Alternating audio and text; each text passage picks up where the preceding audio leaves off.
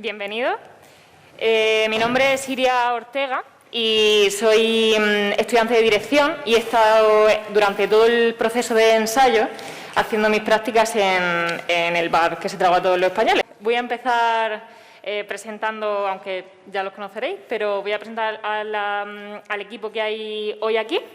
Está Francesco Carril, Natalia Huarte, Alfredo Sanzol y Elena González. Hoy es un día un poco especial porque normalmente el encuentro suele ser después al finalizar la obra, pero bueno, por las restricciones y por la duración, pues aquí estamos hoy, o sea que gracias por venir. Bueno, voy a comenzar hablando de esto, precisamente, de la duración de la obra. Recuerdo el primer día de ensayo, al terminar la lectura, que Alfredo dijo, es importante la duración de esta obra. Entonces, me gustaría que nos dijeses por qué es un elemento importante esta duración. ¿Por qué es importante para contar esta historia? El primero que se asustó cuando vi que duraba 3 horas fui yo, cuando escribí la primera versión. A mí me gusta contar las palabras de los textos y más o menos 10.000 palabras son 60 minutos. Entonces hago ese cálculo, ¿no? Esa regla de 3 aproximadamente, ¿no? Y entonces vi que tenía 2 horas 58 minutos, me acuerdo perfectamente, y bueno, me asusté un poco. Y luego, trabajando con el texto y leyendo y releyéndolo, me di cuenta de que precisamente la duración forma parte también de la necesidad que tiene el viaje que hacemos con los personajes, ¿no? Y sobre todo con Jorge. Es cierto que todo ese tiempo creo que permite ir pasando por diferentes sitios, por diferentes sensaciones, diferentes emociones. Permite que la función tenga momentos más reflexivos, otros momentos de una acción más trepidante, y entonces creo que se va produciendo durante todo ese tiempo una transformación emocional en el público, ¿no? Y cuando pensé en cortar, me di cuenta de que no encontraba el lugar en el que cortar, que todo lo sentía como si fueran amputaciones, ¿no?, de un organismo que estaba vivo, y de alguna manera pues, demuestra que muchas veces las obras son las que determinan su duración, ¿no?, más que nosotros mismos. Yo tengo muchas veces la sensación de que las obras son seres vivos que piden tener una forma o un tamaño, ¿no?, y que ese tamaño es indispensable para poder contar la historia. ¿Cómo afrontar esa duración, tanto desde el personaje como ya las funciones? ¿Cómo ha sido ese proceso? Yo, es verdad que cuando estábamos ensayando, también pensaba al principio, uy, madre mía, esto va a ser muy largo, ¿qué va a pasar con el público? ¿Cómo va a tomar esto, ¿no?, este viaje? Porque, claro, a nosotros nos está entusiasmando mucho. Pero luego, a medida que fueron pasando los ensayos, decía, pero claro, ¿de dónde vamos a cortar? Porque ¿qué vamos a cortar? Si cortamos esto ya no contamos esto, si cortamos lo otro, sabes, que no veía el lugar. Y ahora que estamos haciendo funciones, el viaje, bueno, es verdad que yo, claro, no estoy todo el tiempo en el escenario como Jorge, ¿no?, pero el viaje se pasa volando, pero volando. O sea, cuando nos damos cuenta, pero que ya estamos en el Pardo, que ya estamos en... Es así, y creo que el público, por lo que recibimos nosotros, cuando los amigos que han venido, es lo mismo. Cuando me dijisteis 3 horas, dije, madre mía, 3 horas. Jo, pero habría continuado, porque creo que el viaje que hace Jorge es tan emocionante que el público no puede por menos de estar ahí con él, ¿sabes? Y quiere más, efectivamente. No se puede cortar. Y sí, yo con el tema de la duración que decías, yo nunca había hecho una función tan larga. y está siendo un descubrimiento en muchos aspectos. Es muy bonito como al final es un músculo, ¿no? Y el cuerpo se tiene que entrenar y no te das mucha cuenta en los ensayos porque al final en los ensayos es un proceso de creación, estás tomando muchas decisiones, pero cuando ya empieza el difícil momento de la repetición, ¿no? Que creo que es un punto clave, ¿no? Por lo menos para mí, que me inquieta mucho, ¿no? en mi propio trabajo, ¿no? El repetir y el intentar ser capaz de no perder la curiosidad, te das cuenta cómo el cuerpo se va haciendo a la función, ¿no? Y el cuerpo se va acostumbrando, ¿no? y va entrenándose, ¿no? Es algo muy parecido a algo que tiene que ver con el deporte, ¿no? En algunas cosas. Es algo un poco atlético, ¿no? Al principio tienes muchas agujetas emocionales, físicas, luego a medida que van pasando los días dices, ay, esto ya me duele menos, esto es más fácil, ¿no? Entonces cuando es más fácil también, bueno, pues tienes que preguntarte por qué está pasando, cómo, en fin, es un descubrimiento diario, semanal, ¿no? Y es apasionante, ¿no? Apasionante. Bueno, ahora, en mi caso, el reto también estaba en aparecer casi a mitad de la función, que creo que es una elección muy bonita, que al principio da un poco de susto porque ya todos los personajes han aparecido, el público ha escuchado las voces de todos los compañeros y de repente aparece uno nuevo a la hora y 10, hora y cuarto, que dices, ¿y esta de repente quién es? Y yo me acuerdo que tenía como miedo de eso, ¿no? De cómo presentarme ahí de primeras en mitad de función. Pero luego tiene todo el sentido que para contar la historia que les ocurre a Jorge y a Carmen aparezca en ese momento y no se la haya visto antes a ella, ¿no? Porque aparece una segunda parte del viaje con esta historia del encuentro de estos dos. Y claro, para mí el reto era también de qué manera gestionar el tiempo que estoy antes, porque sí que tengo que estar preparada desde el inicio de la función, maquillada y microfonada y peinada. Y nada, voy cambiando, también es lo que dice Francesco, que vas encontrando los músculos y los resortes. Hay días que subo arriba para estar con los compañeros porque siento que tengo que escuchar la función, hay otras veces que prefiero estar relajada abajo. Y es muy bonito también ver eso, de dónde están las facilidades emocionales y entonces te tienes que preguntar otra vez, espera, me estoy relajando, voy a subir a estar otra vez con el equipo, con los compañeros. Y bueno, nada, eso. Levantando la mano podéis intervenir cuando queráis. Cuando voy a un espectáculo, cine, teatro, no me gusta que dure más de hora y media. Y si ha sido así, cuando salgo, yo sé dónde tengo que cortar. Cortaría aquí, cortaría allí, vamos, perfecto. Y la verdad es que en esta obra no me enteré que se había acabado. Maravilloso, excepcional. Yo tampoco hubiera sabido dónde cortar. Enhorabuena a todos. Gracias. Muchas gracias. Disfruté muchísimo. Gracias. Sí, bien.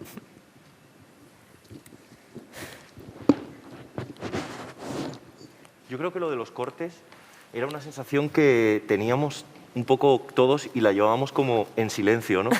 Yo muchas veces pensaba, digo, esto va a llegar, o sea, va a llegar un momento en que Alfredo va a decir, esto lo quitamos, Y yo decía, porque no por una sensación de decir que no me quiten texto, ¿no? Pero había una sensación con esta obra, es decir, necesita este tiempo, por favor, digo, va a llegar el momento, va a llegar, y no llegaba, y digo, qué maravilla, ¿no?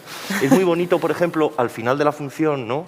Cuando Jorge dice, llamé a los rancheros de Orange, ¿no?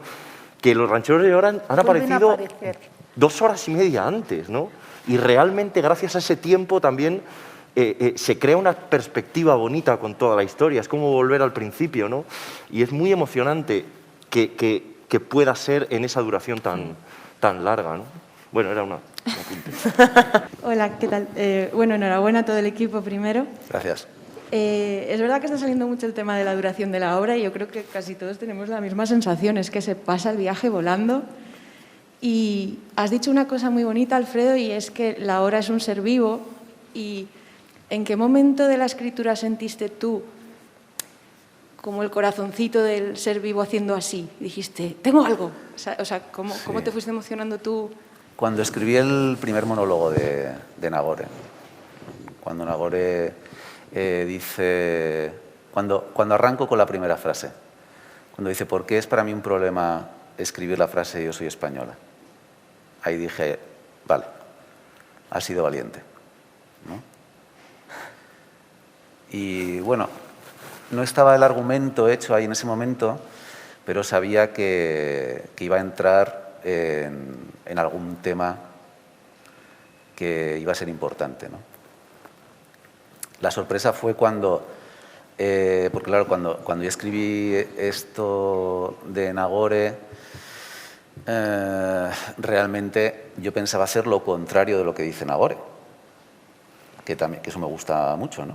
O sea, planteé una paradoja, que es que, ahí va, está diciendo cómo no puedo meter aquí a todos los personajes, no puedo meter a todo, ¿no?, a todo el mundo. Su tío le anima, dice, pues mete aquí a todo el mundo, ¿no? Aquí cabe todo el mundo. Y dice, sí, pero no puedo hacer eso. Te voy a contar una historia. Claro, la experiencia que tengo yo jugaba con un poco de ventaja porque yo ya he escrito 5 obras de episodios cortos, de sketches, ¿no?, que luego realmente tienen unas tramas subterráneas que le dan unidad. Es decir, lo que dice Nagore se puede poner en... Yo mismo he demostrado que no es... y mucha otra gente, pero yo desde luego con una intencionalidad muy clara de crear tramas subterráneas que mantienen, evidentemente, aunque hay muchos personajes, una historia, ¿no?, una transformación. Entonces yo la idea que tenía era ir metiendo muchos personajes en ese bar, a muchos españoles, y que fueran desapareciendo porque en algún momento u otro decían, oye, perdona, ¿al baño? Y dice, sí, ahí al fondo a la derecha. Y entonces iban al baño y ya no volvían. Y yo había pensado meter a la selección española de fútbol, ¿sabes? Que llegan con sus bolsas y tal de viaje, ¿no?, y se toman un colacao ahí y discuten sobre algún asunto de la selección española de fútbol y luego van al baño y allí se los traga el bar, ¿no? Pero de repente, claro, arranqué, yo pensaba incluso que iba a ser el bar, dije, a lo mejor el bar son como varios bares, ¿no? Y hago una obra como una especie como así de episodios.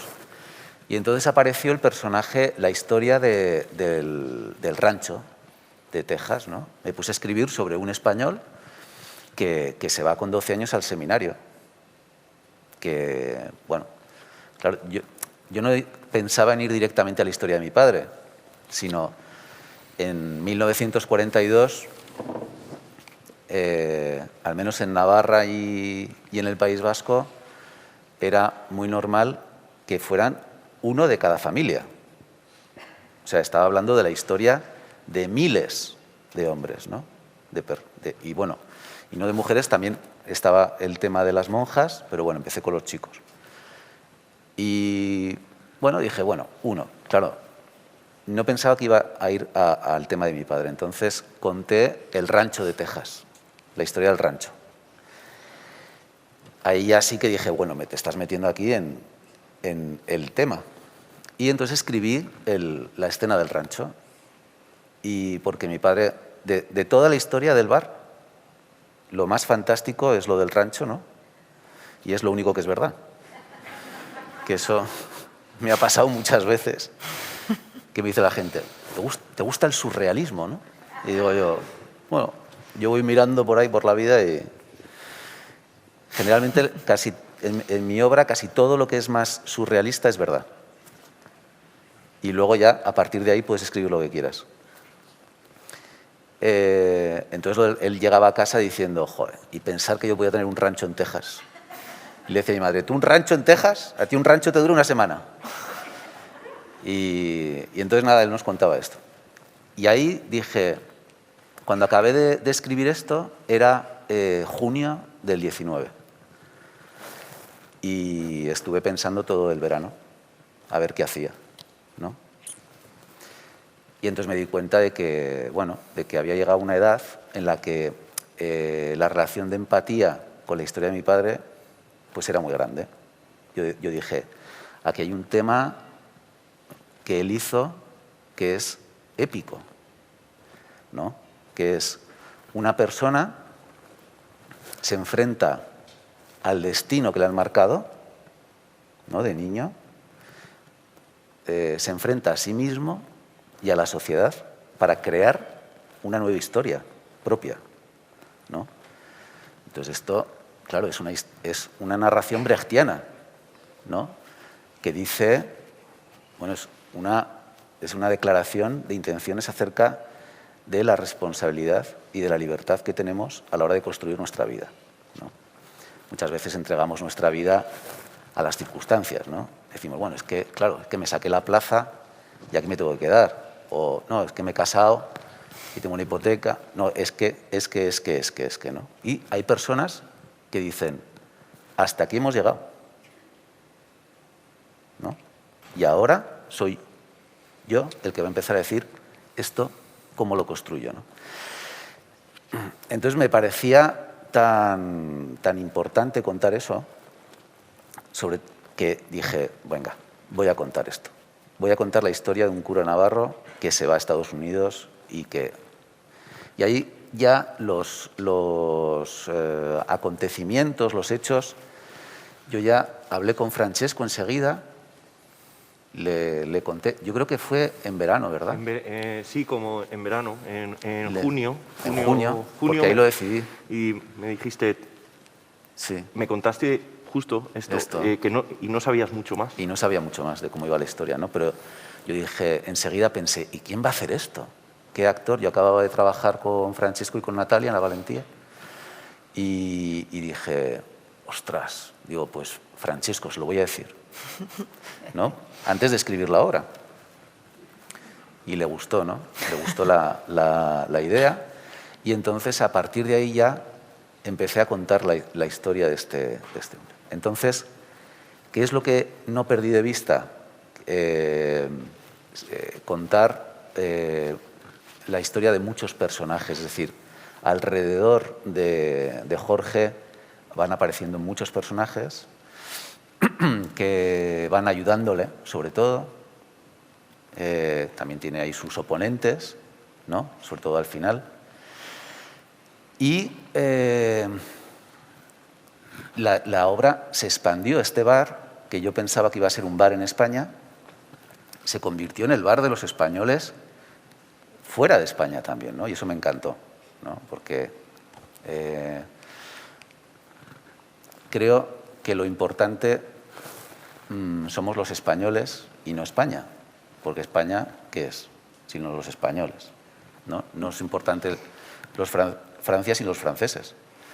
Sin embargo, continuamente se nos engaña con una cosa que es, lo importante es España. ¿Eso qué significa? Lo importante es Navarra. ¿Eso qué significa? Eso no significa nada, ¿no? No somos más que personas que un día... Ayer estoy hablando con unas amigas que se han ido a vivir a Biarritz y se están convirtiendo en francesas ya por el tiempo que llevan, ¿no? Dice, ¿por qué? Porque si las ayudas que estoy recibiendo por el confinamiento son de Francia y estoy trabajando aquí, entonces te vas haciendo... ¿No? ¿Qué significa ser de un sitio o de otro? Está muy presente la función también. Y estos bares se convierten en pequeñas embajadas del país, ¿no? Y esto me gustó mucho, ¿no?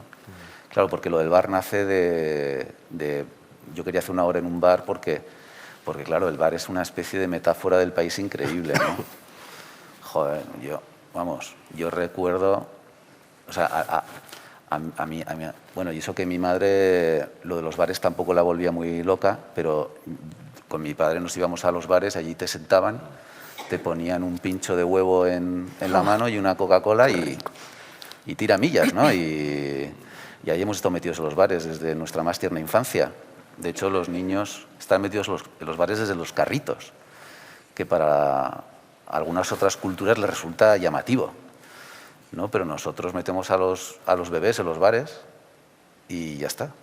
Y, claro, y cuando yo era pequeño, pues allí se fumaba y ahí estábamos metidos, ¿no? Y entonces, claro, de repente el bar, y además en los bares, ¿qué es lo que pasa? Que pasa de todo. O sea, tienes ocio, trabajo, quedas, amor, venganza, juego, todo en los bares. Entonces yo decía, bueno, yo quería hacer una obra de los bares desde el 2011. Cuando estábamos con días estupendos. Con días estupendos. estabas pensando. Antes de hacer En la Luna, quería hacer una obra en un bar, ¿no? Pero tú fíjate cómo va la cabeza. Me ha costado solo 9 años, 10 años. Hasta que se ha estrenado, ¿no?, el bar. Pero sí, las obras... Hay un momento en el que tienes la sensación total de que te pones a disposición de una historia. Y luego hay algo que pasa, que es que hay historias que te atrapan y no te sueltan. Yo tengo ahora una que no me suelta. Y digo, ¿será buena? ¿No será buena? Digo, no sé, pero es que me ha pillado. Es como si fueras por la calle y de repente haces ¡flap! Se meten dentro. Y bueno, y cada una tiene su tiempo de maduración también. Con esto que dices, Alfredo, me acuerdo una vez que ya la obra estaba escrita, ¿no?, y que ya la habías terminado y volvimos a hablar una vez tiempo después y me llamó mucho la atención que, no sé si te acuerdas, que te dije, joder, estoy justo ahora estudiándome el texto y tal. Sí. Y me dijiste, ¿por dónde vas?, ¿no? Y te dije, pues estoy justo con este texto. Y me dijiste, a ver, léemelo, ¿no? Y te lo leí. Y me dijiste una cosa que a mí se me quedó, que te quiero preguntar qué es eso, que me dijiste, es increíble porque ahora que lo he oído, es como que esto siento que ya no lo he escrito yo. O que sí. Como que esto ya... No sé, sí, y es me llamó mucho la atención porque dije, qué fuerte, ¿no? Ese proceso también con tu propia obra, ¿no? Claro. De separarte, ¿no? Sí, es verdad, es que la escritura pertenece a un momento muy concreto, claro, que es el momento en el que escribes, y en ese momento hay unas condiciones físicas, la imaginación, etcétera, que es no sé, es un resultado, un producto, o es un momento vital que sucede, y una vez que lo has escrito y ya lo ves con distancia, y ya mucho más cuando lo encarna un actor, en el que ya dices, eso lo he escrito yo, te pasa el fenómeno Urkel, ¿os acordáis de Urkel, no? De he sido yo. Pues es eso, ¿no? Esto lo he hecho yo. Sí, porque no hay... Quiero decir, una pieza, por ejemplo, tan grande como el bar, es imposible tenerla en la cabeza a la vez. Se va formando día a día, minuto a minuto, un fragmento, otro fragmento, otro fragmento.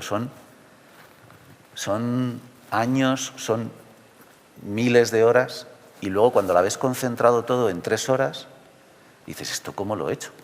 ¿No? Lo escuchas, y además que produce una ansiedad muy grande, que es ¿cómo voy a volver a hacer otra? Que eso decía Juan Marsé, ¿no? Juan Marsé decía, cada vez que acabo de escribir un libro, se me olvida escribir. Claro, porque dices, ya, ¿y ahora qué hago? Sí. Y bueno, y con la dirección también pasa igual, ¿no? Y con la interpretación. También. Con la interpretación. Sí. Bueno, agradeceros la obra, porque la verdad es que se disfruta mucho. Y la pregunta va un poco enfocada al tema de los actores, actrices que representan varios personajes a la vez. Un poco cómo se te ocurrió un poco ir de esa forma en lugar de a lo mejor tener muchos secundarios.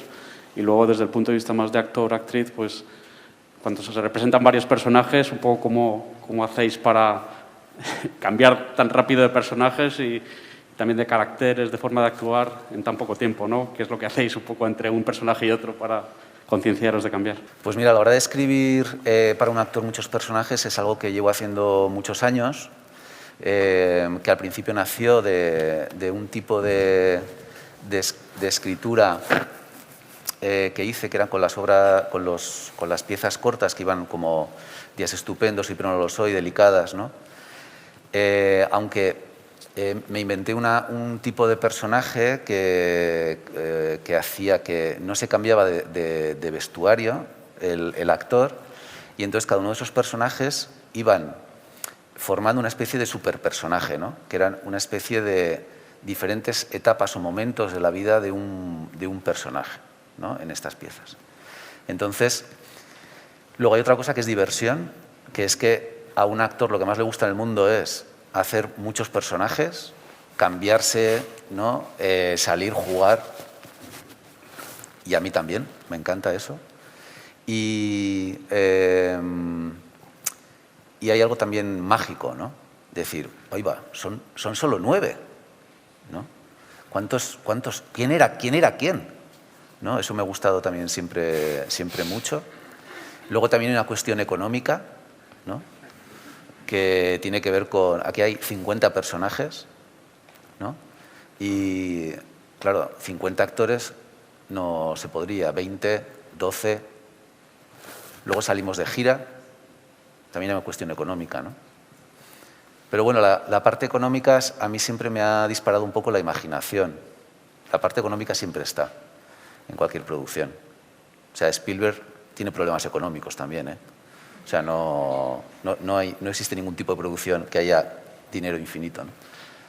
Y luego, sobre todo, y lo más importante, es que dramáticamente una compañía de 9 actores, que el 9... Yo cuando elijo un número de actores soy un poco cabalístico en esto, y entonces, claro, un 9 son 3 treses, y bueno, es un múltiplo de 3 que permite, pienso en 6, pienso en 3, pienso en 9, ¿no? Más, es una obra de impares.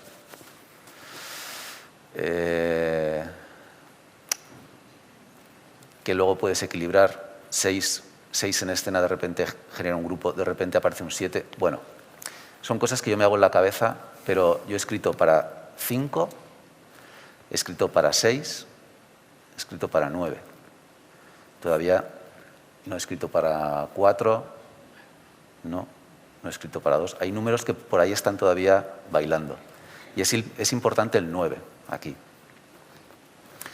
Y bueno, no sé, todo eso. Y para vosotros, Elena, bueno, yo Elena sí. ha trabajado conmigo haciendo muchos personajes. Sí. Elena y yo hemos hecho Risas y Destrucción. Sí, Hemos pero no hecho lo soy, Días... Sí, pero no lo soy. aunque entré a sustituir. Días Estupendos. La ternura La Ternura. y bueno, y Edipo. Y Edipo. Pero bueno, mías, esas 4. Esta es la quinta. Y Bien. siempre ha sido con muchos personajes. Sí. Y en esta concretamente, que son unos personajes tan dispares, pues bueno, cuando empezamos a ensayar, siempre cuando uno tiene así unos personajes tan diferentes, no sabes muy bien qué tienes que hacer, si dejarte llevar o forzar un poco. Lo mejor es dejarse llevar, creo, porque si fuerzas ya estás ahí entrando en un terreno de poca verdad y a mí eso no me gusta. Y además Alfredo también siempre nos dice, no hagas tanta diferencia, ya desde ti, siempre trabaja desde ti. Y luego no sé qué pasa, pero llega un momento que estás trabajando desde ti, pero el personaje es diferente uno al otro. Yo de verdad lo digo, no he hecho nada y sin embargo un día digo, pero ¿por qué camino así cuando estoy haciendo La Ranchera y por qué camino así cuando estoy haciendo Gina? No lo sé. Yo creo que la historia, cuando la historia que estás contando te gusta, o sea, entras ahí y te dejas llevar y cuando está bien hecha y hay un trabajo por, no sé. No necesitas hacer más que eso, dejarte llevar. Sí. Hay una cosa... no necesitas hacerte la coja, no sé, es una cosa mágica.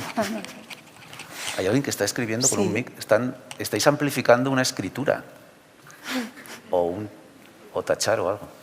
Que hay una cosa que pasa, que tenemos un prejuicio, que es que nos pasa a nosotros los primeros, pero a cualquier ser humano, le pasa que es que se piensa que es como es. O sea, nosotros nos pensamos que como somos es lo normal, ¿sabes? Pero no. O sea, somos el resultado de una acumulación de imitaciones que hemos hecho a lo largo de la vida. O sea, somos debido a que hemos imitado. Hemos visto en los padres, en la sociedad, por eso se distingue a las comunidades sociales a unas de otras, porque han tenido diferentes puntos de imitación.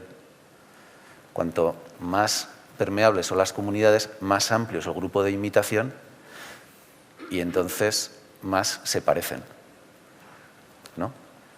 Entonces, ¿qué es lo que pasa? Que a la hora de trabajar, a la hora de hacer un personaje, otro personaje, piensas que tienes que poner un elemento de caracterización muy fuerte, pero es que realmente el propio cuerpo es capaz de habitar y de encarnar un número infinito de personajes, ¿no? Nosotros, aparte de que nacemos de fábrica bastante claro, porque se ve a los niños, dices, joder, este si acaba de nacer y ya, ¿no?, se parece a su abuelo. Pues eso viene de fábrica. Pero luego a partir de ahí empieza un proceso de imitación bestial. ¿Qué es lo que pasa? Que la capacidad que tenemos de encarnar es grandísima. Ahora, lo que sí hay que tener es, lo que sí depende de nosotros es abrir la puerta. Porque, ¿verdad? Esto os habrá pasado. Hay actores que no pueden abrir la puerta a algunos personajes. Le cierran, o sea, dicen, no, este no pasa. Y realmente dices, pero ¿por qué no funciona este actor haciendo este personaje? Porque son incompatibles, o sea, no quieren ni verse las caras. ¿Sabes?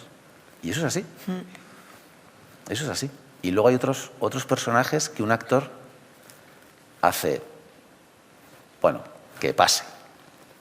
¿No? Decía Lorca en El público, a mí me encanta esto dice que pase el público, ¿no? Pero hay algo en la función del público de Lorca, con los personajes también, con la relación que tienen, es que pasen, ¿no? Aquí estoy yo, abro. Y bueno, y entonces eso no es algo que se hace muchas veces desde una manera consciente, creo yo, ¿no? Es como si a mí me dicen, oye, mira, Alfredo, un trabajito, tienes que hacer 50 personajes. Digo, yo no puedo.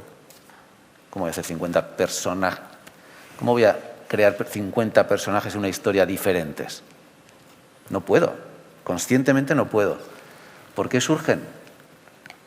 Porque existen la posibilidad. 50 no. Puedo crear 1.000.000.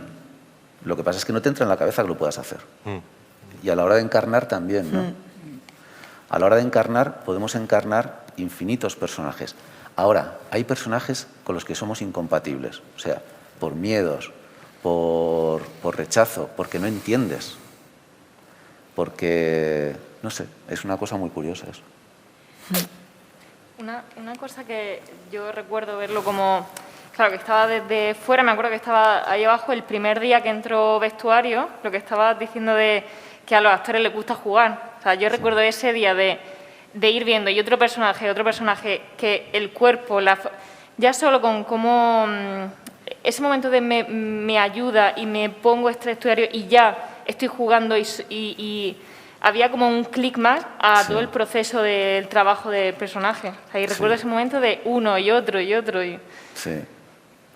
Como que ese cambio ahí. Yo eso os lo recomiendo como liberación total. Cuando estéis que ya no podéis más. ¿Qué tal? Disfrazaros. Sí. O sea, convertiros en otro o en otra. Si cambiáis de género, mejor, porque ya el salto ya es más bestia. Si lo queréis compartir, compartirlo. Y si no lo hacéis en vuestra casa, con la puerta cerrada, dentro de la habitación, dentro del baño, que no os vea la familia. Pero tú te vas, te disfrazas, empiezas a hablar de otra manera y ya ves todos tus problemas diciendo, onda, ahí están, ¿no? Total. Yo soy actriz porque me encantaba disfrazarme. De pequeña había un baúl así en casa con cancanes y así, trapos viejos, y creo que soy actriz por eso, porque me encantaba ponerme la ropa. En mi casa no había actores ni nada. No Claro. sé. Por eso a mí me da mucha envidia los que trabajáis con uniforme. Porque dices, me lo pongo y ahora me lo quito y ya está. Y tú te quitas el uniforme y ahí se queda en la taquilla toda la movida. Bueno, o casi toda. Pero eso viene muy bien. Cambiarse de ropa para trabajar. Me voy a disfrazar de enfermera. Venga. Ya soy enfermera. Ya no lo soy. Como me dijo a mí una médico. Le digo a uno, digo, ¿ves aquella de allá? Que tenía una médico punky. Digo, aquella es mi médico. Y dice el otro, anda ya. Digo, hombre. Y yo digo, doctora X. Digo, hola. Y se me queda así y me dice, ¿cómo sabes que soy doctora? Digo, porque es que soy paciente suyo. Dice, pues sigue cuidándote así, que no me acuerdo de ti. Eso es que viene muy poco. Y ya está, ahí se acabó, ¿no? Claro, ella era punky y se ponía esto, era doctora, se lo quitaba, ya no lo era. Y eso viene muy bien en la vida. Muchísimas gracias por la obra. Yo tenía muchas ganas de verla, pero mis expectativas se cumplieron con creces.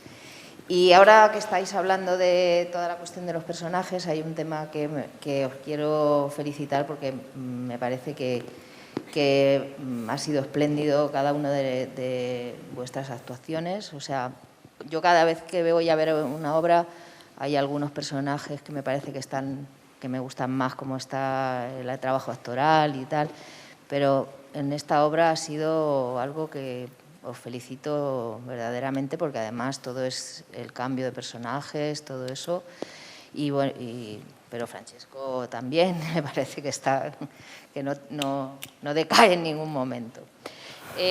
Yo cuando empecé a escuchar hablar de la obra, me iba llegando información del Centro Dramático Nacional y bueno, pues vi, por ejemplo, cuando hicisteis este encuentro con varias personas que habían tenido en su historia una historia similar. Sí, que habían tenido que los padres habían sido sacerdotes. Sí. Bueno, cada uno de todos esos encuentros me habían hecho interesarme cada vez más y me parecía genial. Entre otras cosas, yo puedo decir, yo no soy de Navarra, soy de Albacete, pero en la generación de mis padres, esto que tú dices de que había uno de la familia que iba para... También pasaba, ¿no? Era la manera, por ejemplo, de poder estudiar en lugares en los cuales no había una economía como para eso, ¿no? Sí. Y en muchas ocasiones esto ha generado historias muy complicadas, porque de las que todos a lo mejor hemos conocido, pues todas estas cuestiones de esos curas que no se han salido cuando no tenían ningún deseo de estar ahí y bueno, pues luego muchas cosas de las que todos estos temas de los que hay ahora, de los abusos en los colegios, con los niños, todo eso. Y entonces me parece que esto que tú dices, o sea, para mí, yo vine pensando que hay algo que hoy me interesa mucho y es la cuestión de la memoria y el reconocimiento de los mayores, y entonces eso era algo que yo esperaba en esta obra, que también creo que está, y cuando tú dices que en un momento dado de tu vida esa empatía con tu padre hace que de repente, aparte de ver una historia ahí, haya un acercamiento y un querer hablar de eso, ¿no? Sí. Porque además creo que con una situación, yo pensé también, probablemente hay algo muy interesante también, que es el tema del silencio, de aquello de lo que no se habla y el efecto que en muchas personas puede tener traumático ese silencio. Yo soy psicoanalista y lo conozco en muchos casos de las personas que vienen a mi consulta, ¿no? Y sin embargo, no siempre eso es igual.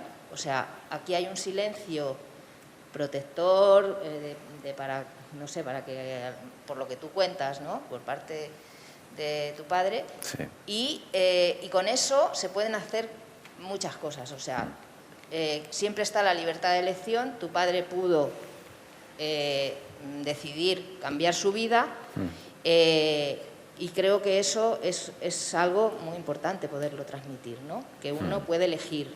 Sí. Que con los mismos elementos hay unos que eligen, otros que no, otros que se quedan a lo mejor traumatizados con eso y no dan ese paso, y me parece que eso es algo que transmite la obra muy bien y me gusta mucho. ¿Y qué otra cosa? Bueno, básicamente eso quería. Y enhorabuena, muchas felicidades y que me vaya. Gracias. Gracias.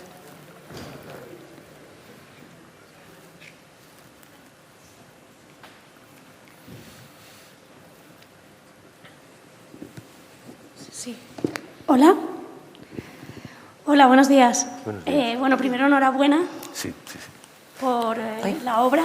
Yo tuve la suerte de verla el viernes. Es que, perdona, ahí este señor quería preguntar también, que levantó la mano, no sé si la habéis visto. Sí, perdona. Vale. Pensé que no, que ya se me había acabado el turno. No. Bueno, pues tuve la suerte de verla el viernes, enhorabuena. Gracias. Hablabas de lo que te atrapaban los personajes. Yo tengo que decir que gracias a vosotros creo que al público también le atrapan. He de decir, aunque suene un poco raro, que el sábado me desperté pensando, a ver, ¿cómo estará hoy Jorge? A ver cómo va el embarazo de Carmen. A ver si le mando un WhatsApp y me cuenta cómo están los rancheros. Y porque creo que se han quedado, de todos ellos se ha quedado un poquito en mí, después del viernes, porque me llevaron a un viaje de emociones maravilloso, en el que hablaban de unos temas universales, la libertad, la toma de decisiones, el agarrar tu destino por los cuernos, por hacer un símil taurino, de la mujer, en la que habláis también en muchos momentos. Hay un discurso feminista maravilloso, a pesar de que el protagonista, bueno, a pesar no, en compañía de que el protagonista sea un hombre y todos los personajes que lo acompañan. Y mi pregunta es, has dejado muy claro cómo ha sido toda la creación de los personajes, pero ¿cómo ha sido ese maravilloso ensamble de que ellos te lleven por unos temas, como decía, tan universales y tan globales como la libertad, el destino, el amor, el feminismo, y de una forma tan natural, siendo personajes tan distintos y de sitios tan dispersos? Es que yo me he preguntado esto también, o sea, cada día que hago la función, digo, ¿por qué esta función me emociona tanto a mí, como persona que estoy dentro? ¿Y por qué emociona tanto al público? ¿Qué es lo que hacen los personajes para transmitir esto? Porque lo siento como, cuando veo otras obras o he interpretado otras obras, tengo como una empatía con los personajes, como una empatía, a ver si me sé explicar, individual, ¿no? De algo que les pasa concreto. Pero yo creo que aquí hay como una empatía colectiva, o sea, como que se crea en el público, empatizamos juntos con lo que se está contando, porque se habla de un momento que nos importa a todos, pero o sea, no se habla de una gran historia, sino de historias pequeñas, como de intrahistoria, esto que hacía, no sé, que creo que se inventó Unamuno, ¿no? De contar no los grandes hechos, sino los hechos que nos tocan, pero que nos tocan como sociedad, o no sé qué, ¿sabes? Es que yo he pensado mucho, pienso mucho en esto casi cada día cuando vengo a hacer la función o cuando estoy en casa, porque también pienso en Jorge, y todos los días termino así emocionada con esto. No sé. Sí, perdón. No, que hay algo que, por ejemplo, en los ensayos, cuando empezamos a ensayar la función, hubo un momento que me acuerdo que Alfredo me dijo, bueno, igual en algún momento pues no te citamos o lo que sea si empezamos y nunca ha pasado eso. Bueno, un día, creo que no fui a uno de los ensayos, Pero no pasó porque había algo desde el minuto 1, aparte de que el día 1 de la lectura, al día siguiente, Francesco trajo todo el trabajo aprendido, estudiado, entonces empezamos a montar directamente y entonces empezó la función a montarse desde el primer momento, que yo no había visto eso nunca. Y a mí me ocurría que tenía que estar viendo todo el montaje de la primera parte porque había algo de entender la función como si tuviese la suerte de poder ver el reflejo de lo que significa la sociedad y el mundo. Y entonces, para poder entenderme a mí, yo tenía que estar viendo cómo se estaba construyendo eso.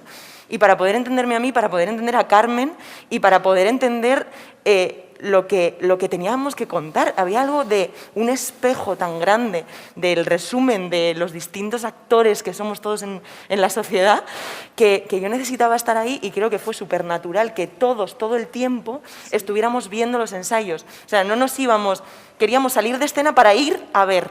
Y yo creo que había todo el rato algo de que nos veíamos reflejados en todas las distintas capas que se van construyendo a través de Jorge y que no podías separarte de ahí, pero no solo por el gusto de verlo, porque estéticamente encima es increíble. Yo hasta que entró público al teatro en los pases previos, yo vi toda la primera hora y 10 desde el público, porque yo cada día, yo les decía a ellos, es que tengo la suerte de ver cómo empieza el bar y estoy, o sea, yo todos los días lloraba y me iba corriendo para salir, pero porque hay algo, efectivamente, que se cuenta, que todos nos podemos identificar mucho con cada uno de los personajes. Y creo que para construir la función ha sido importantísima que todos, todo el rato, viéramos desde fuera y salía natural estar ahí. O sea, no... ha sido precioso eso del viaje, sí. Sí, y... ¿Quieres decir algo? No. Pues no, por mi parte, yo creo que está en la función desde el principio, ¿no? el deseo de hablar de algo comunitario, de algo social, de poner la mirada en los conflictos, en los deseos que nos estructuran como sociedad, ¿no? Sobre todo en el esfuerzo que hizo el país antes de que se muriera Franco, ¿no? Para prepararse para la muerte de Franco, ¿no? Ahí también coincide con un momento histórico muy importante de libertad. Es el Concilio Vaticano II, es también de por esa época, ¿no? En la que pasa la acción. Es todo lo previo al año 68. Se crea el concepto de libertad que tenemos ahora, ¿no? La ley de eutanasia no existiría sin todo lo que pasó en los años 60 y en el concepto de libertad que se fue creando acerca de la elección, ¿no? Incluso de tener la capacidad de decidir cuándo acabar con la vida para evitar el sufrimiento, ¿no? Yo creo que todo ese impulso de libertad es algo que comunitariamente debemos renovar cada día en la ficción, ¿no? Muchas veces tenemos la idea de que la libertad es algo que nos han dado y la libertad no nos la han dado. O sea, la libertad se ha peleado centímetro a centímetro, generación tras generación. Lo que sí hay siempre es un esfuerzo por quitarnos libertad, porque claro, la gente sin libertad es muy productiva y da poco trabajo. Eso lo pensaba yo cuando estudiaba Derecho. Decía, claro, es que el Estado, si yo fuese alguien que tiene muchas tierras y tal, claro, la esclavitud, cuando se estudia Derecho Romano, todo el tema de la esclavitud, decías, claro, si es que la esclavitud es cojonuda. Tú tienes a muchísima gente trabajando por cero. Entonces, toda la estructura capitalista lo que tiende es hacia crear esclavitud, claro, porque es lo más rentable. Claro, si tú trabajas para el beneficio, ¿qué es lo que más beneficio da? Pues la esclavitud. Vamos, eso cae de cajón. Entonces, claro, ¿qué es lo que hemos hecho socialmente? Ir construyendo algo que tiene que ver con la idea de libertad, de dignidad y sobre todo de ser sujetos. Yo creo que la función tiene que ver con con recordarnos que somos sujetos de nuestra vida, de nuestra libertad. Es decir, que no somos esbirros, que no somos súbditos, ¿no? Que somos ciudadanos, que somos los sujetos de la soberanía, ¿no? Eso se dice en la Constitución, pero muchas veces no nos acordamos, ¿no? Es decir, la soberanía pertenece al pueblo español. Eso quiere decir que el pueblo español puede decidir lo que le dé la gana. Si el pueblo español decide que todo el mundo va vestido de pollito, el día 1 de mayo se puede hacer. Se hace un artículo de la Constitución y dice, artículo 14, el día 2 de marzo, todo ciudadano español tiene la obligación de ir vestido de pollito. Se puede hacer. Esto es una tontería, pero es algo que tenemos que tener en cuenta porque podemos hacer lo que nos dé la gana. Con la Constitución, con la forma del Estado, con la jefatura del Estado, ¿no? ¿Qué pasa? Nos están diciendo continuamente lo que tenemos que hacer. Y es, no, perdona, ya te lo digo yo, lo que tienes que hacer tú, que eres mi representante. ¿Me entendéis? Entonces esto no se, si lo escucháis, esto no se escucha mucho, ¿verdad? No nos lo recuerdan mucho. Entonces, ¿qué pasa? Que esta función está diciendo precisamente eso. Por eso renueva, creo yo, a mí al menos, porque pone las cosas en su sitio, me parece. Y entonces, claro, para poner las cosas en su sitio, ¿qué es lo que pasa? Que hace falta un esfuerzo intelectual grande. Hay muchos personajes dentro de la función que hacen un esfuerzo intelectual grande, de pensamiento. Y esto conecta con algo. Hoy he estado leyendo a Strehler, una entrevista de Strehler preciosa, que habla precisamente de Brecht, ¿no? Brecht dijo, si hay un sucesor mío, ese es Strehler, ¿no? Porque hizo una puesta en escena de la ópera de 4 cuartos que debió ser alucinante. Y entonces Strehler decía, la potencia de Brecht es que descubrió que el razonamiento, la actividad del pensamiento es emocionante. Dice, ¿no? Normalmente nos dicen, no, es que eres muy racional y yo soy muy emotivo. Dice, no, vamos a ver, esto va junto, ¿no? Al transmitir emociones o la gente que es más emotiva está intentando con sus arrebatos emocionales construir un pensamiento, los que son más racionales, con sus discursos racionales, están intentando construir una emoción. Y yo creo que aquí hay muchos personajes que están, lo emocionante es que verlos pensar, ver cómo desarrollan los conflictos, ¿no? Es emocionante verlos discutir, ¿no? Verlos hablar de la libertad. ¿Qué es la libertad, no? Toda la escena del Pardo es emocionante. La camarera filósofa, claro, dices, sí señora, ¿no? Claro, y todo eso es un discurso que ella lo dice conteniendo la emoción y desarrollando un pensamiento, y ese pensamiento es emocionante, ¿no? Y claro, hay en toda la función algo que es un cuestionamiento de la estructura del Estado franquista, ¿no? Que claro, es toda la estructura del Estado franquista es una estructura construida, diseñada e ideada, imaginada. Claro, tú no haces un Estado franquista así de la nada, tú tienes que imaginarlo. Tienes que poner a gente a funcionar, a razonarlo, y luego tienes que construirlo, y luego tienes que educar. Por eso, nuestros padres, o sea, de mi generación, yo soy del 72, mis padres se criaron durante el franquismo, por eso aparece la mujer de derechas, que es Carmen Robles, ¿no? Que eran franquistas, pero porque es que en la educación, o sea, les habían construido la construcción mental del franquismo es la mayor creación del siglo XX y se puede escribir como es, ¿no? El tipo de pensamiento que se tiene. Está tan bien consolidada que escuchamos argumentos que son de tipo franquista todavía, ¿no? Y entonces ahí toda la función tiene un intento de desmontar toda esa construcción a través de la actividad vital de los personajes. Y dice Jorge, dice, tú y yo no vamos a saber nunca lo que es la libertad. Eso es la leche. Eso es la leche porque es la verdad. Eso lo he visto yo, lo he sentido. ¿En dónde?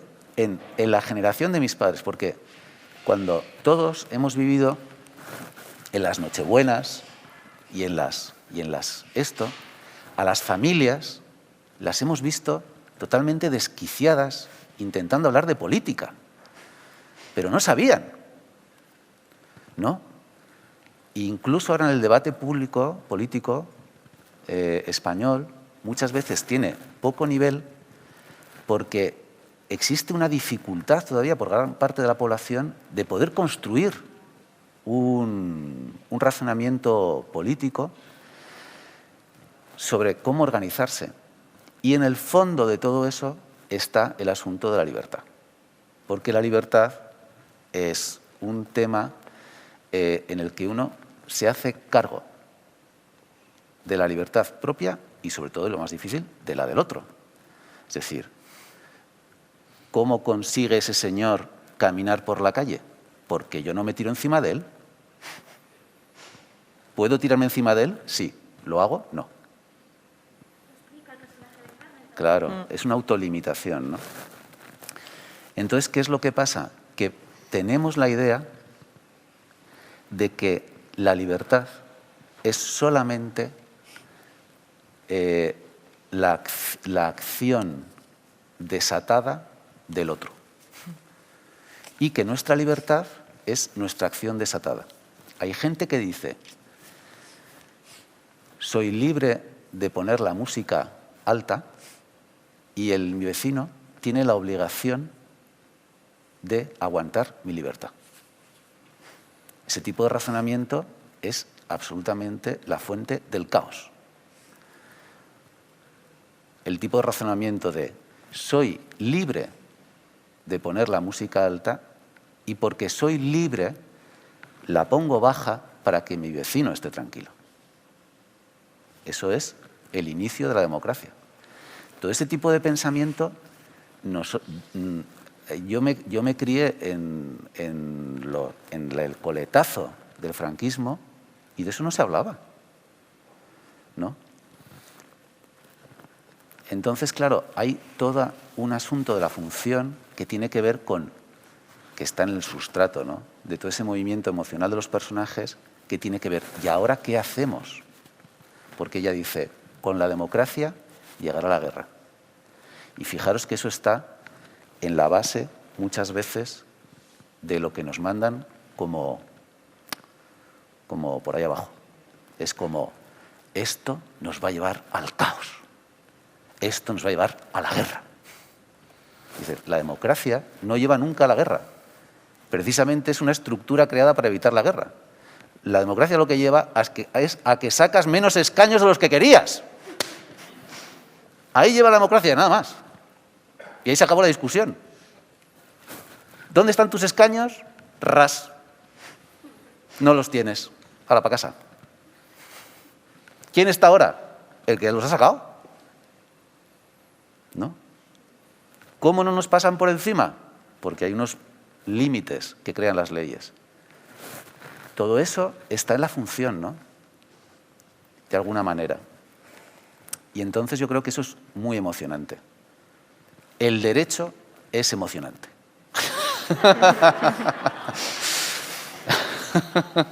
Bueno, lo primero, enhorabuena a todo el equipo. Nosotros tenemos cada uno una pregunta, así que nos vamos a pasar el micrófono. Para Sanzol, que si nos puedes decir algunos de tus referentes en el ámbito de la dramaturgia. Jo. Tengo tantos.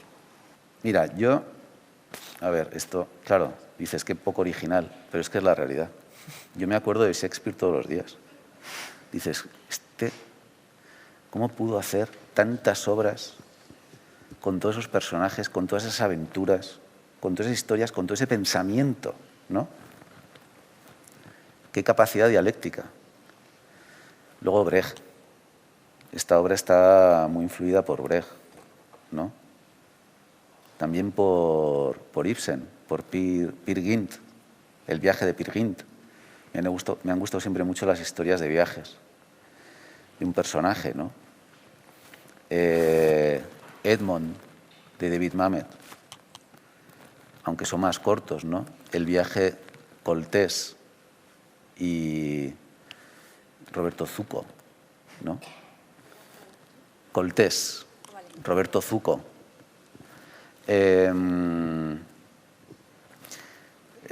Claro, para mí siempre Sófocles. Sófocles y Edipo Rey. Sófocles y Antígona, ¿no? Tiene algo de también, claro, toda esa tradición narrativa está, ya sabéis, claro, hay, todo es la Odisea, ¿no? También tiene algo de Odisea, de este personaje, ¿no? A mí me flipa eso. Las aventuras de los personajes que se meten en unos viajes que los llevan a cualquier lado, ¿no? Dice Mayorga que mis personajes tienen algo también cervantino.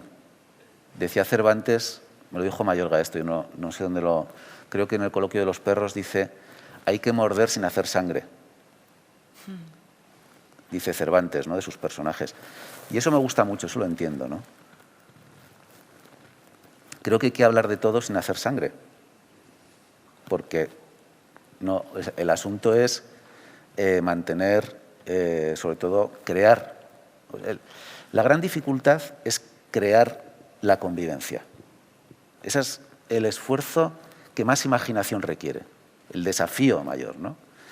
Y la literatura que tiene que ver con el desarrollo de los personajes, del conflicto, por ejemplo, claro, Wajdi Mouawad también es para mí una influencia cuando vi Incendios, Litoral, Bosques, esas tres obras, tiene algo también de viaje, de grandes asuntos, ¿no?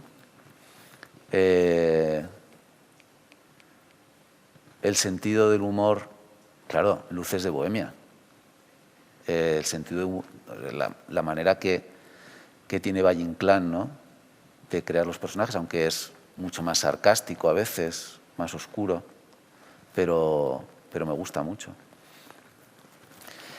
Y luego, claro, Chekhov, todos estos, todos esos personajes moviéndose, ¿no? Alrededor de un lugar. A mí me gustan mucho los viajes de los personajes.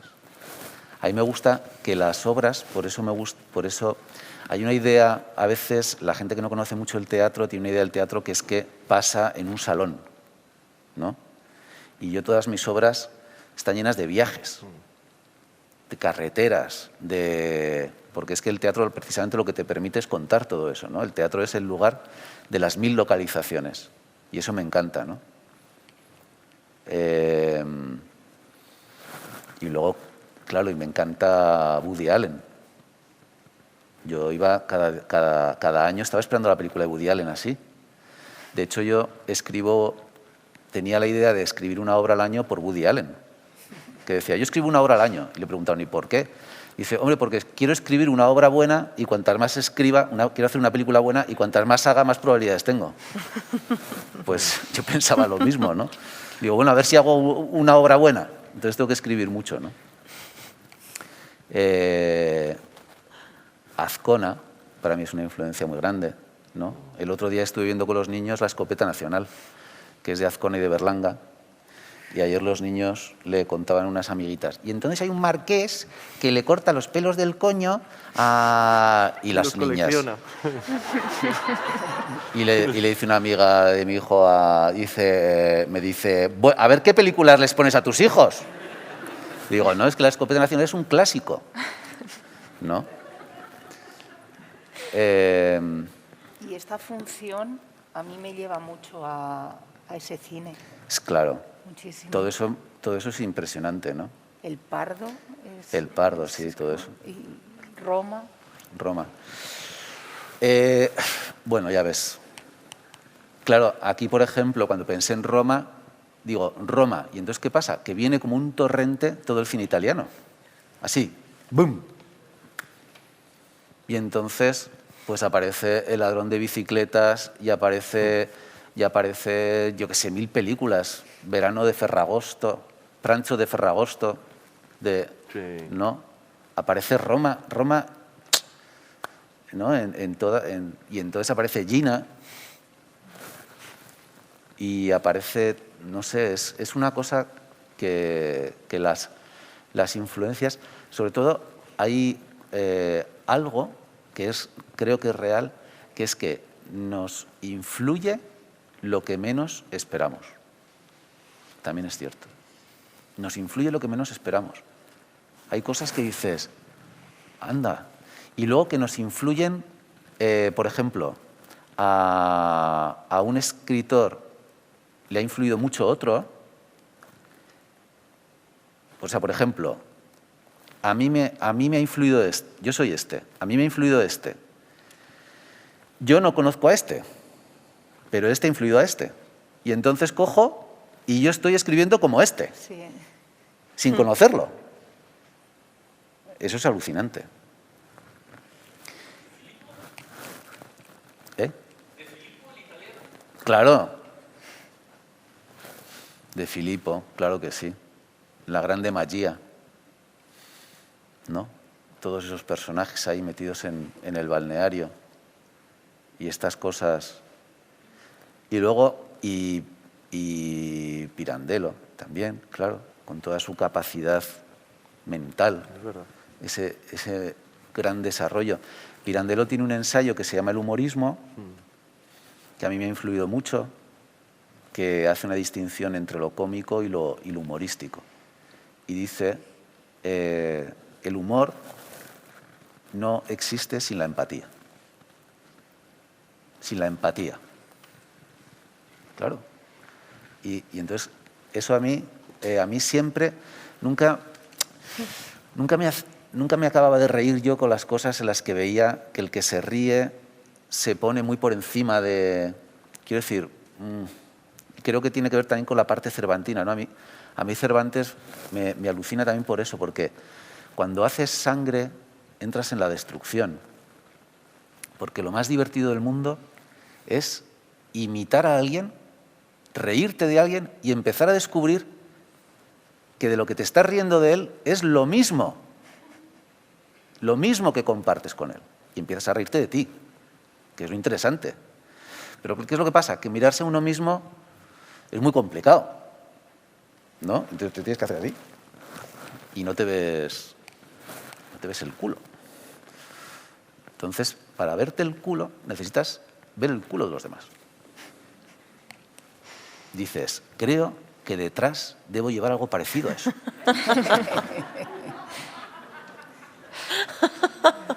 Porque lo lleva todo el mundo. ¿Sabéis?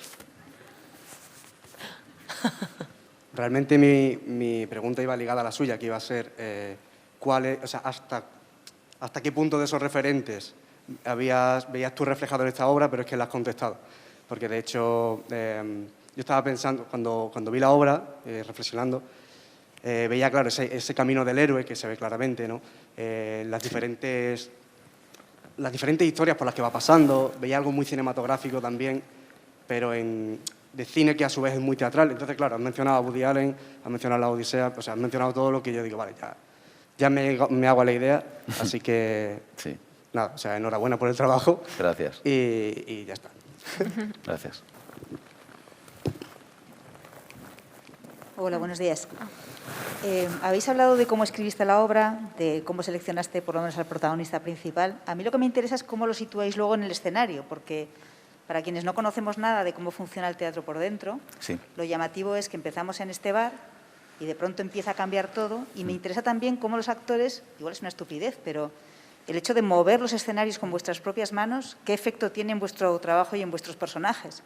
Que esto es algo no muy reciente, pero relativamente reciente. Antes los escenarios subían y bajaban y ahora los movéis vosotros. Entonces, ¿cómo es meter el texto en el escenario y cómo es manejar el escenario siendo actor? Les dejo ahora que te contesten ellos, pero por lo que me comentas lo primero, yo con el escenógrafo, con Alejandro Andújar, nos costó mucho. Esto es de risa, pero es así. Esto se llama El bar que se traga a todos los españoles, pero al principio no pensábamos hacer un bar. Y ya le dije a Alejandro, yo creo que deberíamos hacer un bar, porque esto se llama el bar, ¿no? Pero se nos ocurrieron otras ideas, giratorios, otras cosas más extrañas, ¿no? Entonces Alejandro dijo, vale, es un bar, y yo le decía, pero es un bar, es un personaje, vale, está vivo. Entonces, ¿cuál es la esencia de cualquier personaje? Que muta, que cambia. Entonces tiene que ser una escenografía que cambia, que muta. Entonces construyó esta maravilla, que es un bar que se descompone y haciendo un movimiento circular va girando hasta que enseña la parte de atrás, ¿no? Entonces, claro, había que contar con la complicidad de los actores para hacer esto. Había que mover muchas piezas de la escenografía y esto es muy complicado. Porque, claro, para ellos tienen que estar muy atentos a su trabajo actoral y de repente en las transiciones tienen que entrar a hacer una especie de coreografía con toda la escenografía que, oye, es un esfuerzo realmente, ¿no? Entonces en los ensayos yo estoy agradecido, lo siguiente, por la paciencia que han tenido, por el esfuerzo que han realizado, a Maya Galeote también, que es la coreógrafa, y a Beatriz Jaén, que es la ayudante de dirección, que han creado todo este movimiento, ¿no? Claro. Y que han hecho posible todo esto, ¿no?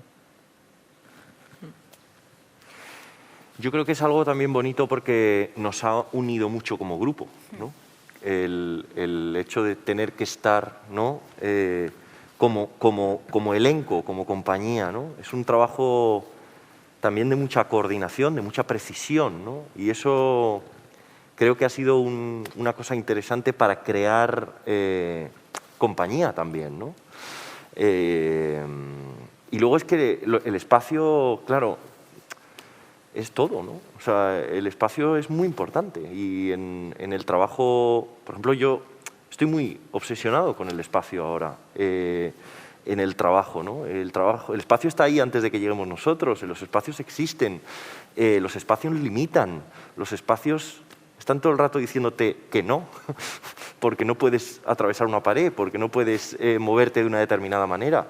Y eso es muy bonito que esté en tu trabajo, ¿no? Y ver cómo afecta a tu relación con los demás y a tu relación con lo que dices, ¿no? Pero fundamentalmente creo que ha sido bonito.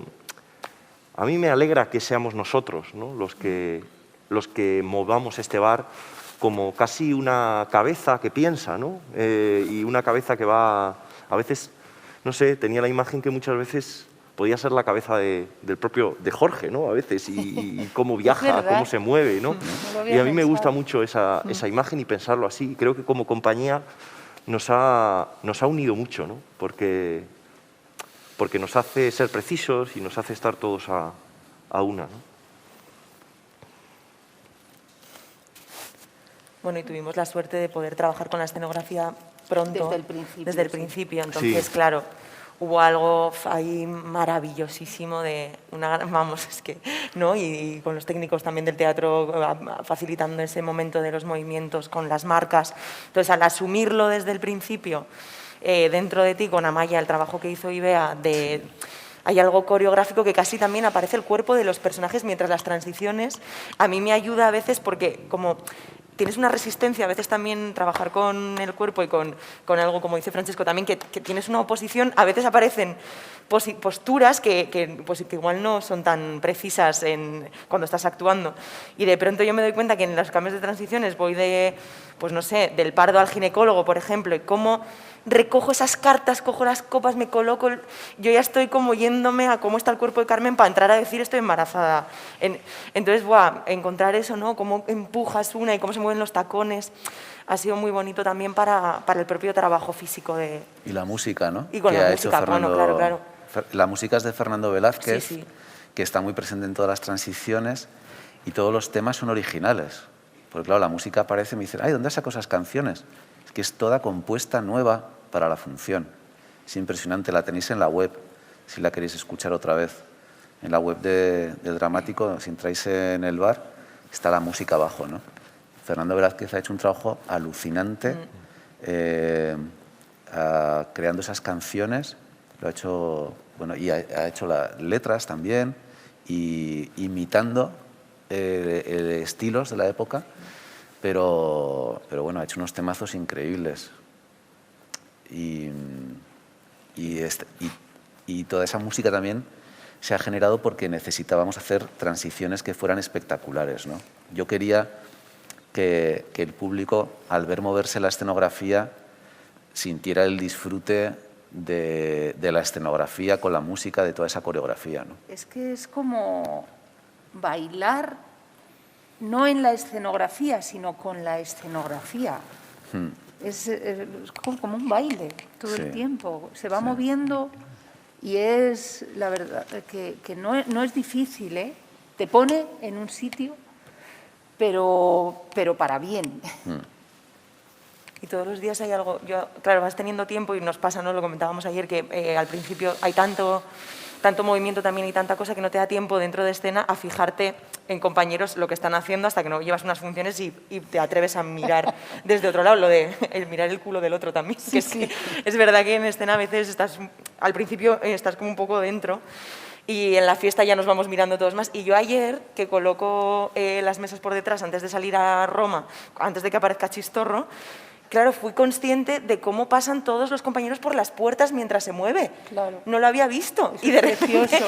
yo estaba atrás y ayer me quedé un rato porque digo, ¿cómo? Y encaja perfectamente uno saliendo mientras se va moviendo. No lo había visto. Chulo, sí, no lo había podido ver y me pareció como magia. Digo, no me lo puedo creer que en la función 30 o no sé cuántas vamos, esté pudiendo ver esto. Buah, sí. Tiene razón Francesco cuando dice que realmente el tener que hacer este trabajo ha hecho más compañía. Sí. Porque otras veces las compañías se hacen, bueno, aparte de los ensayos y tal, pero socializando en el bar que no es este, en los bares. Y aquí, como no ha sido posible, la verdad es que era un grupo que no nos conocíamos como compañía y yo siento como una gran compañía ya, ¿sabes? Sí. Y tiene mucho que ver eso también. Cómo nos hemos tenido que coordinar para mover esto, para bailar con la escenografía. Bueno, me gustaría decir que en la creación de los personajes, de estos 50 personajes, súper importante Chema Nozzi con la caracterización que han diseñado con Alejandro Andújar, ¿no? Todo este trabajo.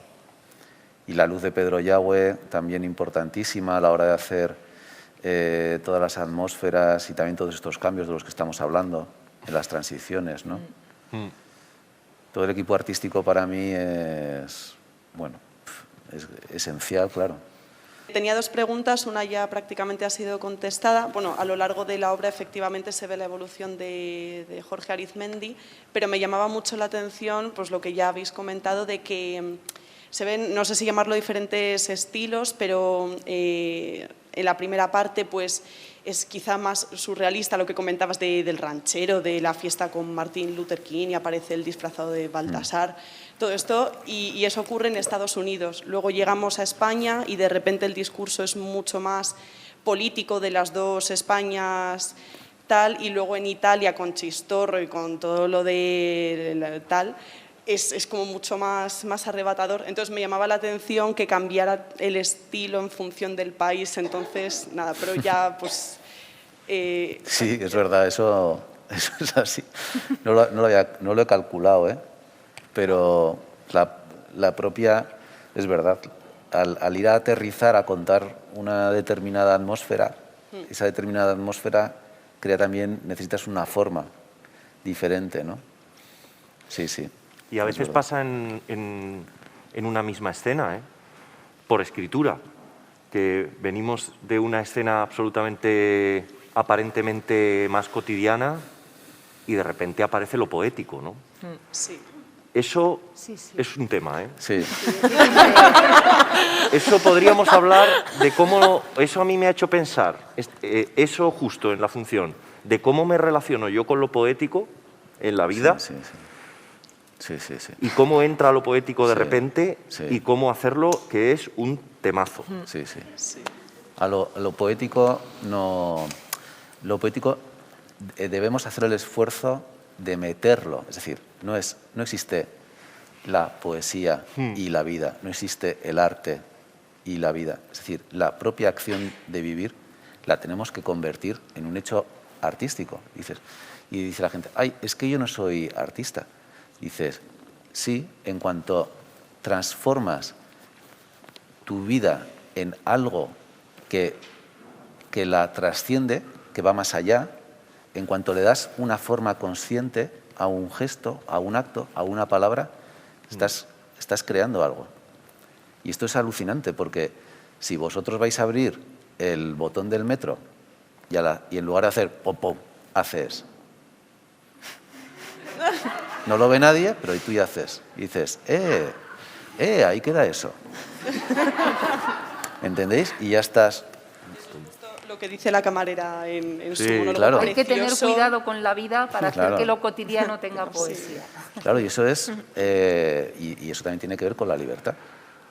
Con la libertad de decidir, no, ¿cómo hay que moverse aquí? ¿Cómo hay que hablar aquí?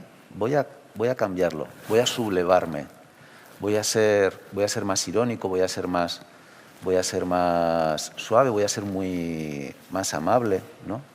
Salir un poco del automatismo ya va trascendiendo, ¿no? Y eso es algo que creo que como sociedad tenemos que reclamar, ¿no? Porque es lo que nos saca de la aridez que podemos generar a través del automatismo, a través de la falta de conciencia, y eso lo que produce es autodestrucción.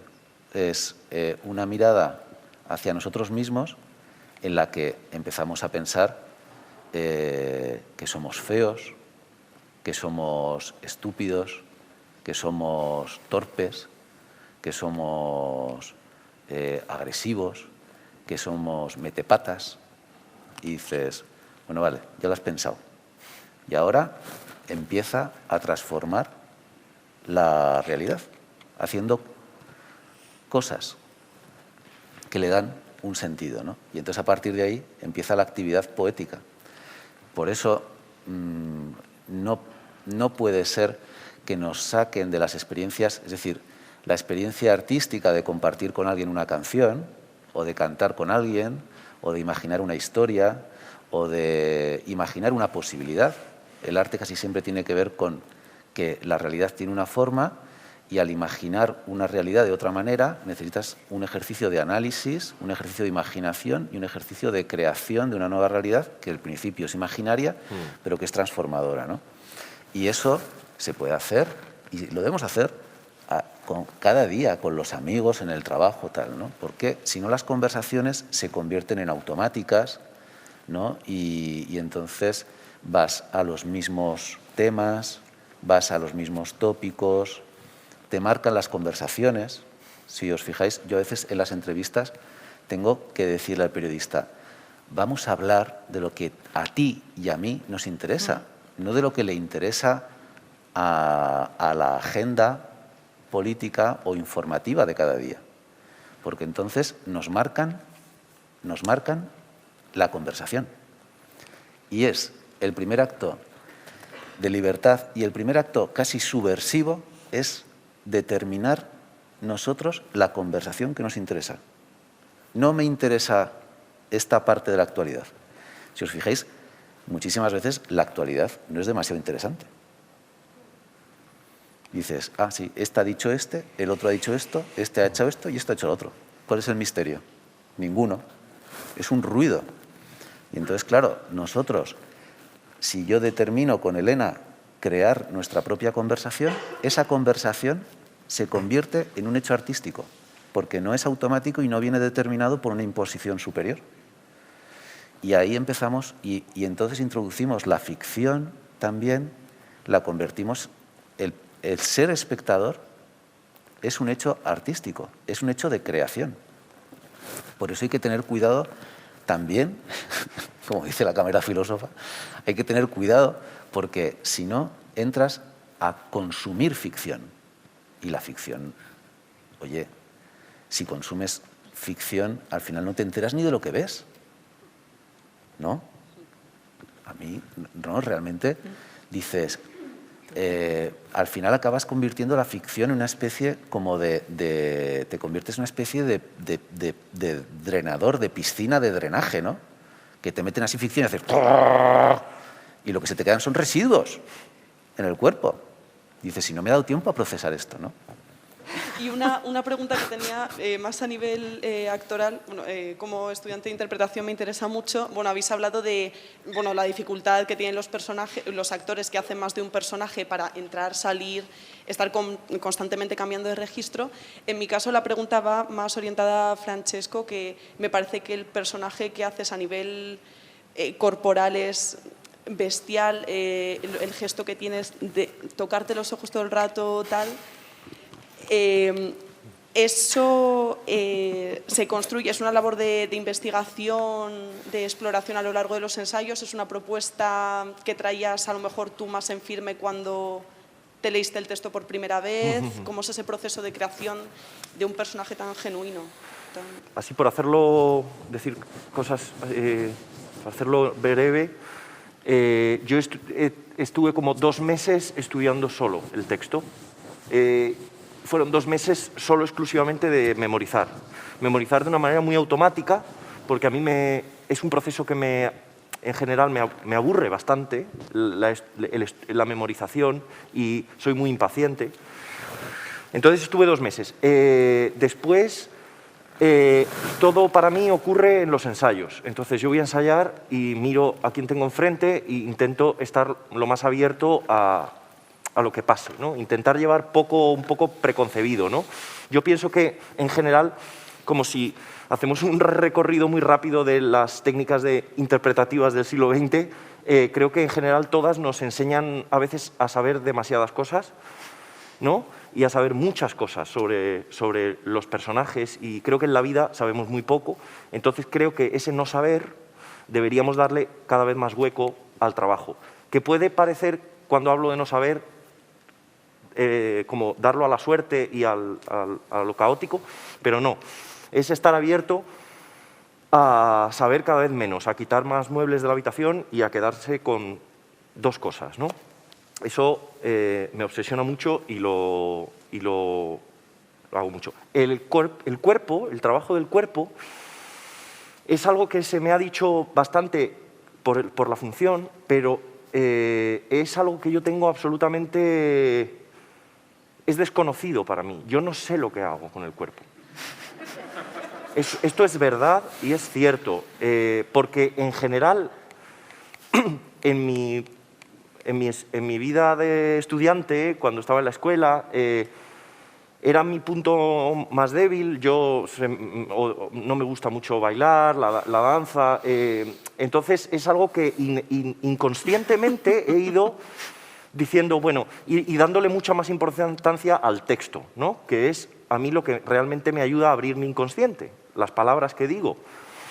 Entonces, no sé qué es lo que hago con el cuerpo, pero supongo que lo dejo estar y dejo que las palabras sean a mí lo que me movilizan, ¿no? Y sobre todo lo que tengo enfrente, y no solo lo que tengo enfrente, ¿no? Creo que se nos vende mucho que, como en las escuelas, ¿no? Todo está en los ojos de tu compañero. Y dices, bueno, todo.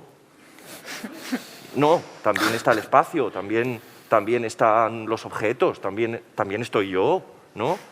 No todos los secretos están en los ojos de la persona que tengo enfrente, ¿no? Es muy importante con quién estás, pero también dónde estás, ¿no? Entonces, esto para decir que el trabajo con el cuerpo está ahí. No te sé decir muy bien. Y luego, eso, intentar darle espacio al no saber. Para mí, cuando yo noto que estoy bloqueado como actor es porque en algún punto yo he perdido la curiosidad. Entonces, para mí, hacer una función tantas veces tiene como esperanza no perder la curiosidad y renovarla. Y renovar la curiosidad, como en la vida, pues tiene su aquel. Y nos tenemos que buscar la manera de no perder la curiosidad. No sé si... Qué maravilla. Eso es de maestro. Además es que eso es así con él. Bueno, Bebe de todo, del espacio, de de las esto, palabras, tan de todo. bonito. ¿Hacemos la última pregunta? Sí. Hacemos la última y ya Vale. cerramos. Gracias. Viene al hilo de lo que estabais comentando. Bueno, muy bonito, muy bello lo que acabas de decir. Bueno, mi curiosidad viene desde los ensayos, ¿no? Quería saber si ya desde el primer día contabais con la escenografía, con todos los departamentos que han participado artísticos, pues para empastar, ¿no? Y como desde la dirección preguntar, porque habéis dicho que el elenco no os conocíais de nada, nunca habíais trabajado unos con otros, ¿no? ¿Entendido? Sí, se conocían... Algunos, por ejemplo, ¿no? Natalia y Francesco han trabajado mucho, yo trabajo con ellos en La Valentía, luego he trabajado con Camila Villuela en La Respiración y con Nuria Mencía he trabajado en La Luna y en La Respiración. Con Elena ya os he contado. Sí, tú como director, y mi pregunta viene por ahí, ¿cómo empastas? Porque cada uno viene como de su padre y su madre. ¿Cómo haces para que entiendan el mismo estilo de trabajo, tu enfoque, tu mirada? Si ya desde el primer día trabajáis con improvisaciones o no, o directamente ya es con escenografía, movimiento, en torno a lo que es la obra ya pues eso, de principio a fin para hacer el montaje como tal. ¿Cómo es el proceso, ¿no? A mí me gustaría saber cómo haces para empastarlos a todos los actores, llegar a que estén homogéneos en esa heterogeneidad que cada uno tiene particularmente. Si jugáis mucho antes de empezar a montar. Gracias. Nada, gracias a ti. Mira, a mí me gusta ir a montar enseguida la obra, porque prefiero, lo que me gusta es que el juego, que montar la obra se convierta realmente en el juego. O sea, no hacer improvisaciones porque si no me pondría a montar otra obra, ¿sabes? Que sería la que surgiría de las improvisaciones. Entonces a mí me gusta ir, venga, empieza la función, llega Evaristo al bar. Pues venga, llega Evaristo al bar. ¿Y ahora qué pasa? Pues pasa que Nagore y Evaristo hablan, pues vamos a ver cómo es esto, venga. Y sobre eso sí que vamos jugando y tal, ¿no? Entonces, el propio movimiento, dice Javi Lara una cosa que me gusta mucho, que dice que los melones se van acomodando con el traqueteo. Y esto para mí es una metáfora que me encanta, ¿no? Y pues sí, los melones se acomodan con el traqueteo, ¿no? Entonces, el propio movimiento de los ensayos, si existe disposición por parte de todos los artistas que estamos trabajando juntos, va creando una escucha y va dando forma a lo que estamos haciendo juntos, ¿no? Esto, desde luego, nace desde un espíritu de escucha, desde un espíritu creativo, como dice Francesco, totalmente, de un espíritu de curiosidad por el otro, ¿no? Claro, si las relaciones con el otro las estableces a través de prejuicios, nunca vas a conocerlo. Sin embargo, si empiezas a conocer al otro, empiezas a parecerte al otro. Esto es alucinante, ¿no? Hay un acto que es de conocimiento y de imitación que se va produciendo, ¿no? Y esto va dando forma al resultado final. Pero siempre ligado a contar la historia, ir montando. Entonces, dentro de la historia dentro de la puesta en escena hay momentos que he coreografiado muchísimo, que he repetido, no, venga, tú aquí, no, tú tienes que estar justo aquí y el otro tiene que entrar por aquí. Y luego otros que, por ejemplo, la escena en la que Francesco le dice a Natalia, mira esta foto, y él le dice, ¿no ves nada raro en el cuello?, ¿no? Cuando le dice, soy cura, esa escena la montaron ellos. La hicieron ellos, hicimos un pase y me dice, oye, Alfredo, que no hemos montado esta escena. Y les dije, bueno, hacer lo que veáis. y ellos la han hecho, ¿no? Y la hacen cada noche, la hacen un poquito diferente. Yo a veces veo que, mira, no ha ido hasta aquí, pero bueno, está ahí. Pero saben exactamente. Claro, yo cuando la vi la escena dije, oye, ahí está perfecto, intentar repetir eso, ¿no? Hay mucha variación, ¿no?, dentro de la función de maneras de montar, ¿no? Bueno, pues muchísimas gracias por haber venido este domingo a estar con nosotros.